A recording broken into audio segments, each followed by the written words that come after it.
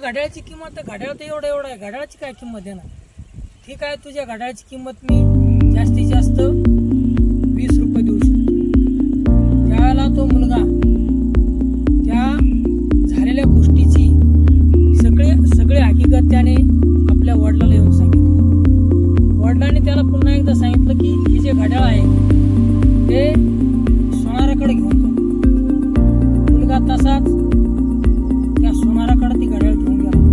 सोनारानं ती घड्याळ खालीवर बघितली आणि त्या घड्याळीचे काटे त्याला थोडेसे सोन्याचं पाली दिल्यासारखे असे वाटले आणि त्याने ती त्या घड्याळाची किंमत त्याने सांगितलं की तुझी घड्याळ आहे ठीक आहे, मला तिचे जे काटे आहेत त्यामध्ये मला थोडंसं सोन्याची पाली दिसते, तुझ्या घड्याळाची किंमत मी जास्तीत जास्त 500 रुपये देतो. आणि अशी हकीकत त्याने आपल्या पुन्हा वडिलाला येऊन सांगितली. त्यानंतर त्या मुलाला तीच घड्याळ त्या वडिलांनी सांगितली की ही जी घड्याळ आहे ही आपल्या गावामध्ये जे मोठं संग्रहालय आहे त्या संग्राहकाकडे जाय आणि त्याला त्या घड्याळाची किंमत विचार.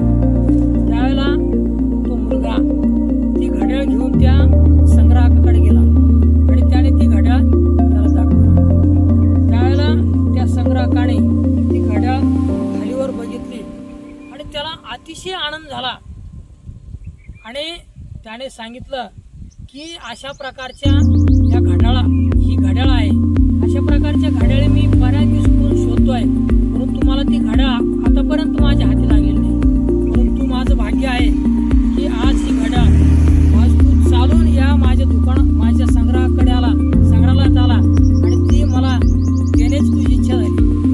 तर ही जी घड्याळ आहे ही बाहेरच्या देशामधून फार दिवसापूर्वी आणलेली आहे आणि ह्या घड्याळची किंमत मी तुला 10,000 रुपये देऊ शकतो.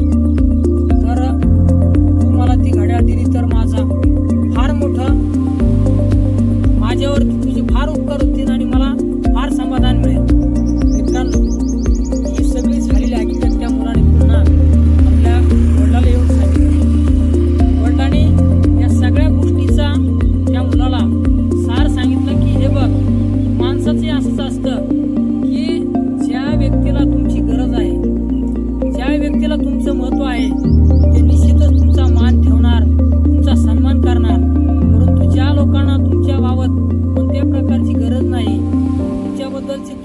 तुमच्याबद्दलची हमदर्दी नाही, म्हणून अशा व्यक्तीकडून, अशा भंगारवाल्या माणसाकडनं आपण आपली किंमत करून घेणं हे योग्य नसतं.